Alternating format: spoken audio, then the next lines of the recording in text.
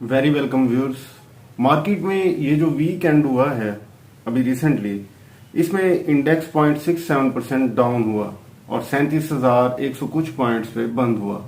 और इसके अलावा जो एवरेज डेली टर्नओवर था शेयर्स की सेल और परचेज का, वो 38% डाउन हुआ as compare to its previous week. तो इसके पीछे जो सबसे बड़ी रीजन थी इकोनॉमिक इंडिकेटर्स के अलावा, वो जियो पोलिटिकल अनसर्टेनिटी है अफगान क्राइसिस की वजह से, that kept investors that way. और इन्वेस्टर 100 बार सोचते हैं इन चीज़ों को लेके। और इसके अलावा जियो पोलिटिकल अनसर्टेनिटी में अफगान क्राइसिस आता है और FATF की जो अनसर्टेनिटी बनी हुई है वो आती है, और डिफरेंट कंट्रीज के साथ पाकिस्तान के मामलात हैं, ये सारे आते हैं जो जियो पॉलिटिक्स की वजह से हैं। जो इकोनॉमिक इंडिकेटर्स की वजह से कुछ तब्दीलियां आई, उसमें सबसे पहले ट्रेड डेफिसिट था। और ट्रेड डेफिसिट जो जुलाई 2021 का आया है वो काफ़ी बड़ा हुआ है, और पिछले साल सेम जुलाई, जिसे हम ईयर ऑन ईयर कंपैरिजन कहते हैं, उससे 85% ऊपर गया। और इसमें सबसे बड़ा जो कंट्रीब्यूटर था, जो सबसे बड़ी कंट्रीब्यूशन थी, वो क्रूड ऑयल के ऊपर जाने का एक फैक्टर था, क्योंकि उसकी वजह से पाकिस्तान की इंपोर्ट बढ़ गई। महंगा क्रूड ऑयल लेने की वजह से काफ़ी ज़्यादा इन प्राइस बढ़ गई, तो उस वजह से ट्रेड डेफिसिट भी बढ़ गया। रेमिटेंसेस स्टेबल रहीं और तकरीबन $2.7 बिलियन रही जुलाई की। ऑटो सेल्स बहुत ज़्यादा अप गई। जो पाकिस्तान सुजुकी मोटर्स हैं, इनकी 197% अप गई। इंडस की 48% अप गई मंथ ऑन मंथ बेस पे, यानी जुलाई में सेम ईयर के जून के साथ कंपैरिजन करके मंथ ऑन मंथ बेस पे। और ईयर ऑन ईयर बेस पे, यानी जुलाई 2021 का जुलाई 2020 के साथ कंपैरिजन करें तो ये नंबर्स 204% और 66% इम्प्रूव हुए, ऊपर गए। ऑटोमोबाइल राइज कर रहा है। इसके अलावा जो वर्ल्ड बैंक काफ़ी डिसमे शो किया, काफ़ी इरिटेट हुआ इस बात से कि पाकिस्तानी गवर्नमेंट ने जो वर्ल्ड बैंक के साथ एक कमिटमेंट की थी कि जून 2021 से ऑनवर्ड हम electricity prices state 1.39 rupees per unit बढ़ाएंगे, वो नहीं पाकिस्तानी गवर्नमेंट ने किया।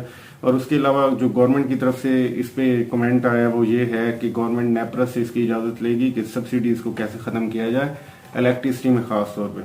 इसके अलावा जो सबसे पॉजिटिव न्यूज़ थी वीक की, वो ये थी कि लकी मोटर्स वाले उनको मिल गई है गवर्नमेंट से इजाज़त कराची में सैमसंग मोबाइल प्रोड्यूस करने और एक्सपोर्ट करने की।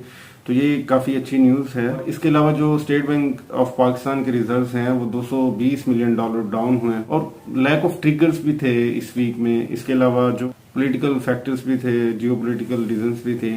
और अभी एक ट्रिगर को बढ़ा सकता है, एक जो एक नई इंफॉर्मेशन आई है वो ये आई है कि ब्रोकर्स और SCCP के मामलात हल हो रहे हैं। और लाहौर में ख़ास तौर पे ब्रोकर्स ने मिलने से मना कर दिया SCCP के जो लोग हैं उनसे, क्योंकि SCCP ने कई नोटिस जारी किए थे बड़े ब्रोकर्स को मैनिपुलेशन पे, और इस वजह से साइड पे हुए थे। अभी देखते हैं कि ये रिजॉल्व होने के बाद ब्रोकर्स कितना इंटरेस्ट लेते हैं, वॉल्यूम, एवरेज डेली वॉल्यूम कितना बढ़ता है। तो और इसके अलावा इस वीक में जो टॉप परफॉर्मर्स रहे हैं उसमें FCEPL रहा है, 25% का जंप मारा है एक वीक में। और PSEL रहा है और ये 6.5% ऊपर गया। इंडस भी तकरीबन 6%, 5.9% बनता है एग्जैक्ट, ये ऊपर गया। TRG 4.8% ऊपर गया है। मिजान बैंक 4.9% ऊपर गया। जो लैगर्ड्स थे जो इंडेक्स को जो डाउन किया, उसमें हैस्कोल था -7.4% था। STJTL 10%, AKBL 7% ये डाउन रहे। और जो फॉरेनर्स थे वो नेट बायर्स रहे $3.9 मिलियन के। और जो इंश्योरेंस ने $6.6 मिलियन सेल किया, और इंडिविजुअल्स ने $3 मिलियन सेल किया पूरे वीक के अंदर। और इसके अलावा जो करेंसी डिवैल्यूएशन रही, इसकी वजह से टेक्सटाइल और टेक्नोलॉजी का बूम रह सकता है। और टेक्सटाइल में जैसे पहले कहा, आर्टिस्टिक डेनिम बहुत अच्छी एक क्वालिटी बाइंग हो सकती है, लेकिन अपनी रिसर्च कीजिए कुछ भी बाय करने से पहले। Thank you very much.